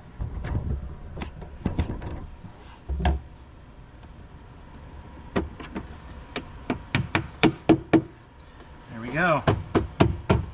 Alright, and I went ahead and put the jack back in. You just put it in place like this. I put the little tire chalk back here and then pull this little strap through this little eyelet, and it's on there. And this little panel just goes in at the bottom there. You can see the two little pins slide in the little hole. Alright, so I got this all dammed up on this side as well, so I've got a good, I formed this dam a little more circular, and it holds a lot more water, and I'll show you that in a second. But I'll also show you, taking the scraper out of here, it significantly lessens the amount of water that goes through the system. So but yeah, if you're interested in this tape is 3M 425 tape. You can get it on Amazon. It's about 50 bucks a roll right now. It's not cheap, but I will say it lasts a long time. And this is probably, oh, the roll is probably that thick. It's probably, this is getting down to the end of it, but I've had this roll for well over 10 years. So but it comes in really handy for stuff like this, and then you can make temporary repairs on things too with it too. It's a really good tape. So if I take this puppy out, that significantly shortens the flow rate of this water through here, and this is kind of a good example. So why does the Tiguan not have issues when it's a younger, when it was younger, you know, when these weren't quite as old? Why do they not have the issues with the sunroof's drains? Well, as these rubber seals get old, they kind of shrink and they dry rot, and they don't really push up against the glass as well anymore. And so what happens is you get more water down in the track, and then the system just can't handle it when those spider traps down below that we cut out are closed or partly closed. It just can't handle it. So you see how slow this is draining right now. It's taking a while. It's taking its sweet time, but I've got a good puddle in here. So we're gonna just kind of let it drain so you can see how long it takes. But imagine this along the whole window, and then as it ages, the seal pulls away from the glass a little bit more, and it lets just a little bit more water in, and that little bit is multiplied by the entire surround of the sunroof, or the panoramic roof, I guess these are called. So there it goes. It's down to the very last little nitty-gritty bit. There it goes. Boom. So now let's take this right here. Watch what it does. We'll pour this in here.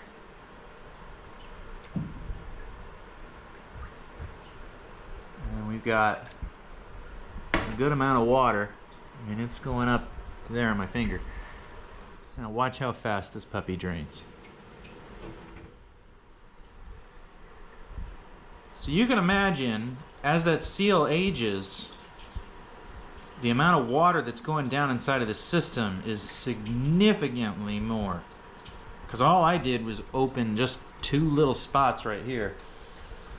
And that's likely why these things really start having problems, is this seal right here ages, and you know, and then the spider trap gets clogged up. But I would say on these older first-gen Tiguans, if you're going to keep them, I mean, this is kind of, if you don't remove those spider traps, this is your 6-month maintenance regimen. So I would cut the spider traps out of there I'm gonna pour a little more in here. What I'm doing right now is really I just want to double check that there are no other leaks. So all this water right now is pouring out of here and into my bucket. You know, I don't want to find out that this thing's leaking elsewhere later down the road or anything. And I'm just looking through and making sure this whole area is staying dry now, because this is where the water was coming in at. I'm certain of it now. So while it's running too, you're gonna want to, I left this panel open because we're gonna do a test outside tomorrow when there's sunlight, but I'm looking at this tube and just making sure there's no water from it cracked or anything. I'm not thinking it's cracked at all. So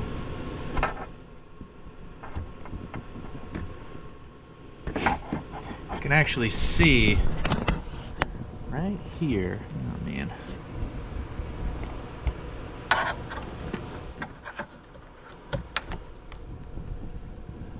You can kind of see where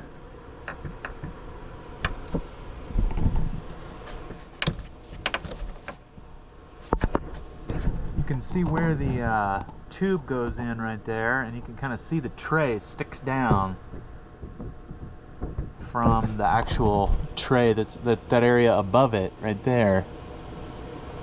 That's the tray that's in there, and then that other tray is like the lowest point in the system, and it all goes into that sump and drains.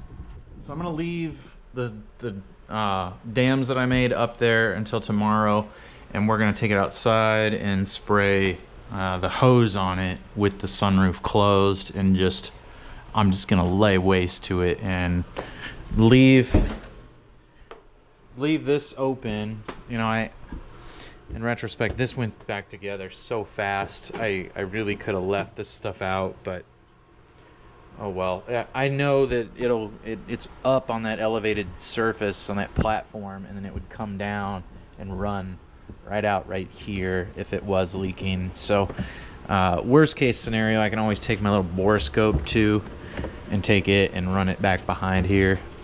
So I'm not terribly worried about it leaking at this point, but I just want to make sure that I do a really good leak check. So I'm gonna leave all this out. We'll do that tomorrow, and then I'll put it all back together and we'll be done.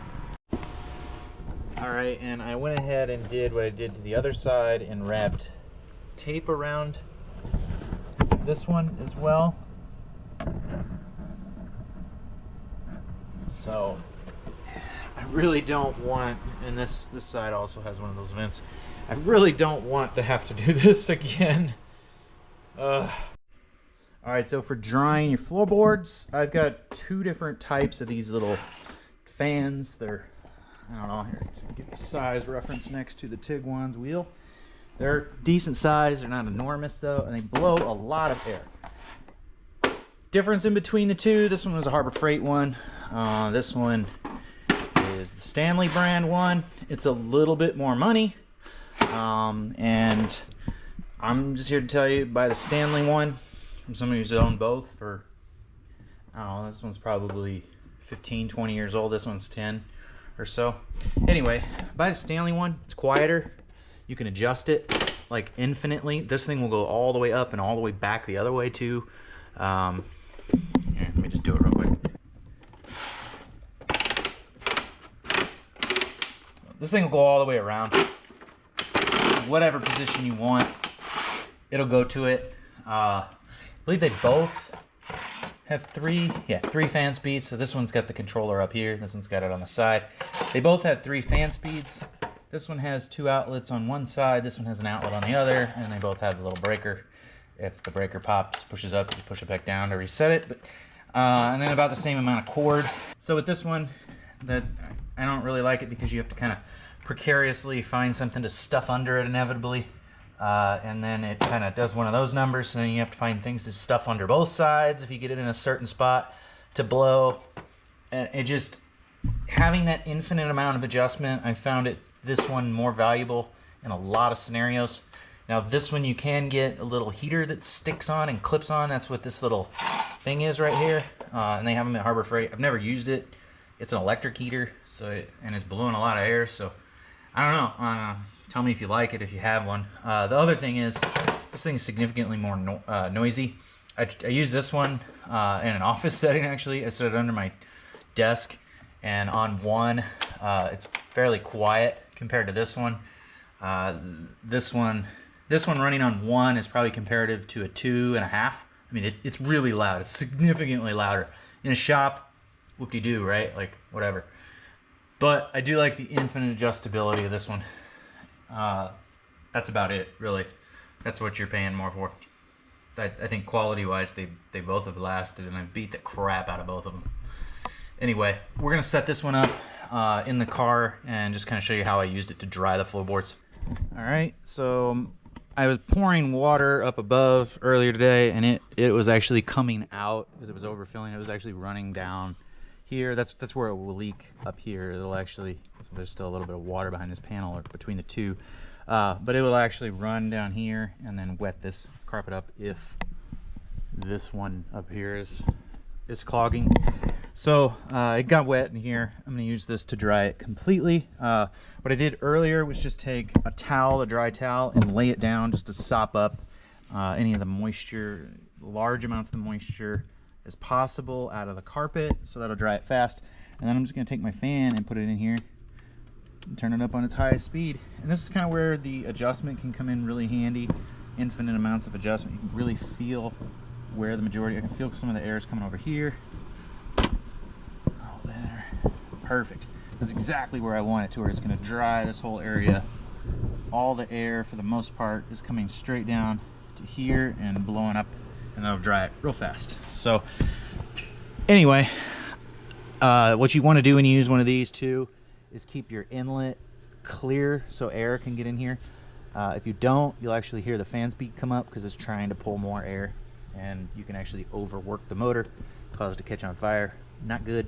And then it vents on this side, so you want to keep that open as well. But other than that, these little things come in fantastic for situations like this. I use it sometimes, just set it below me while I'm working, keep me cool, just blow air from in the garage right up at me. So these things are pretty invaluable in a shop. Go back up to high, and we'll just let it run for a while and let this dry out. All right, so I've got both of these fans in here running. That's the Stanley one's over there, and then this one's here. Sorry if it's real loud. I'll try and drown it out when I edit it. So as you can see, this one is kind of in a predicament where what it's doing is the air is going to kind of hit here and go around, and some of it's going down here, so it's going to be kind of turbulent. I'd rather have it kind of just hit the bottom and go up, because it'll go out. But I can't get the fan positioned where it doesn't fall over. So I'll show you. So if I want it to go down a little bit, I can go real far down, but then it's not really, that's focused down here. It's not, I need it kind of like that, but I can't get it like that without bracing it up on the back corner there. So now I gotta shove a block of wood under it. So, and then I'm I guess that's better, maybe. Let's see, let's turn it to 3 again. Anyway, that's why I like the infinite adjustability of the Stanley one. You just run into these precarious places that you inevitably need to place this fan, and it doesn't fit the bill. It's just, that infinite adjustability is just, it's worth it, in my opinion. All right, here we go again. So we're either going to undo the 3 days of running fans inside the car and make a giant mess in there, or it's going to be dry. Wish me luck.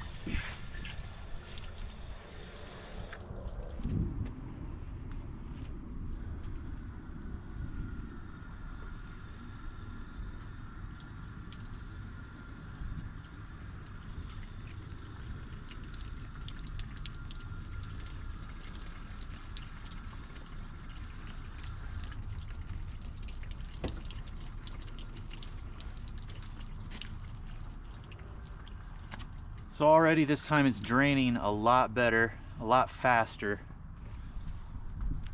All right, and like here's the moment of truth, right? Like,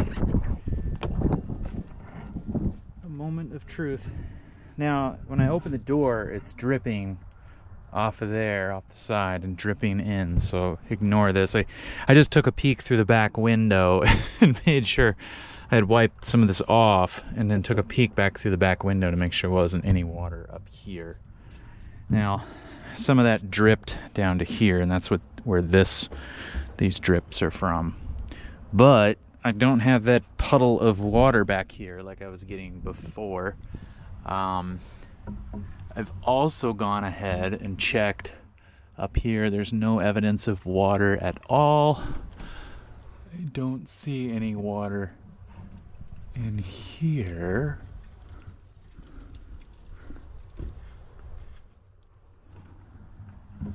So I don't think water is getting in anymore. I am very confident of it now. Alright, I'm going to carefully peel this tape off. Now, on the glass, it's no big deal. But when it gets to the paint, something I forgot to mention when I was putting it on, if you have paint that's peeling or bubbling or compromised in any type of way, corrosion, whatever, do not use this tape on here. It will peel the paint right off with it. I've done it countless times on airplanes. It'll peel it all off. Don't do it. Only use it if your paint is in good condition. I actually put it down over some dirt because that'll actually help it release more. The other thing is, the longer you let this tape sit on, more than 2 or 3 days, you let it sit a week, a month, I don't care how good your paint is, it's probably going to peel some of it. It's going to find weak spots in your paint. So caution you when you use it, be really careful when you peel it slow.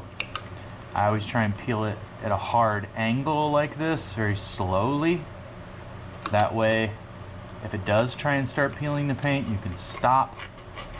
But at that hard angle, it also minimizes how much paint it'll peel with it. Another thing you can do if you start seeing it peeling paint too is spray a little alcohol right here, and that'll help release it. Now you have to continually spray it as you're peeling, but that would save your paint. But this adhesive is very strong, and when I put it down with that Martian spreader, it really adheres well to the paint. So just a precaution. I'm not trying to scare you. Before I put that back in, I'm just going to kind of wipe down any little bit of moisture.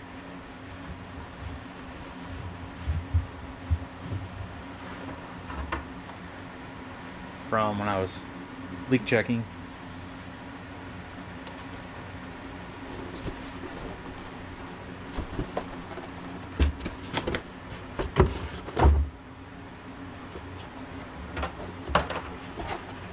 I'm pretty sure this cord goes over the top.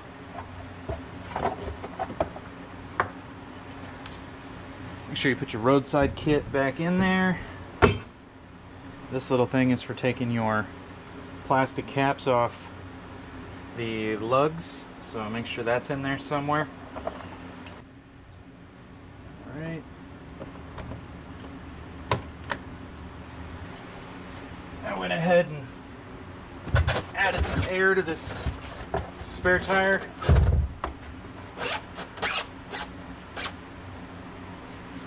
You want to check these spare tires before road trips. This one is supposed to be set to 60. It was down to about 40.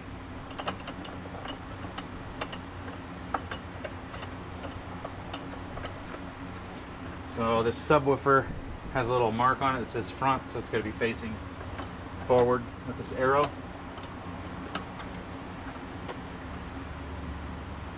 It's probably the way it disperses the bass. I'm really not sure. Got to plug it in before you screw it down.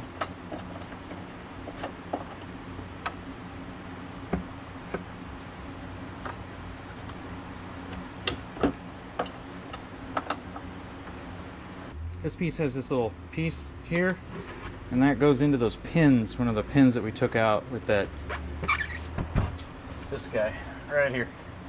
We took those out with the one out with the triple square earlier.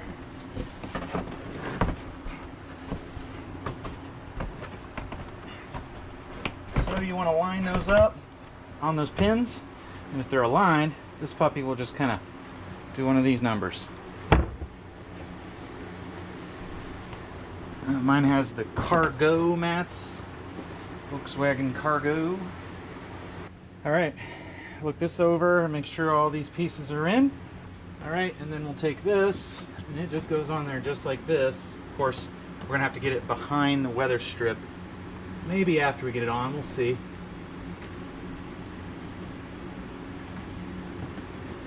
What I'm gonna do is look this pin and this hole.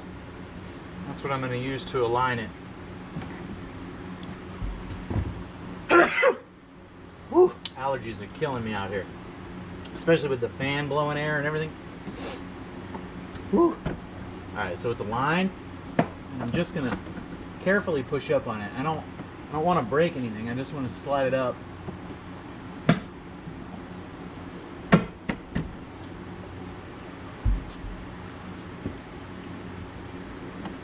While it's still kind of loose, I'm going to go ahead and peel this seal.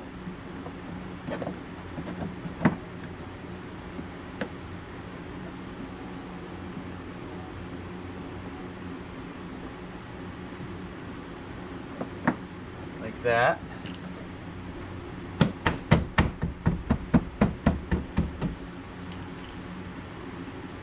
Give it a few little love taps there. There we go.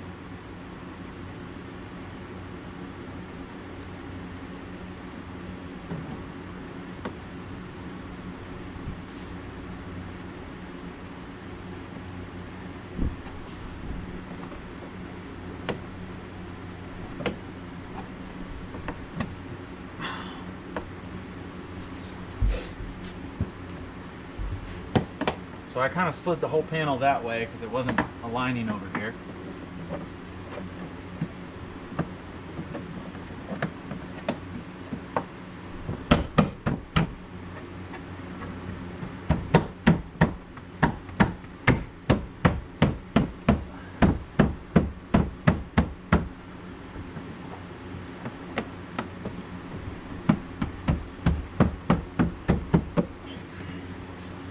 Okay. Alright, this one is officially wrapped up. I'm confident we're not going to get any more water in the cabin after the cleaning. So this one's done. Thank you so much for watching. I can't express with words or on camera how appreciative I am of each and every one of you that have subscribed. It really helps me continue making content. If you like the content, go ahead and hit that subscribe button. It really helps the channel. It keeps pushing me to keep giving more and more content. I can make content almost every day. I'm always fixing something.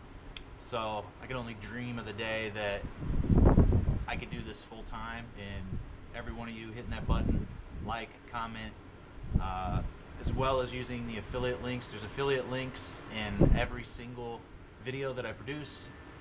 They're in the comment section, they're in the description, and I really appreciate using those too, because every time you click those, we get a small commission.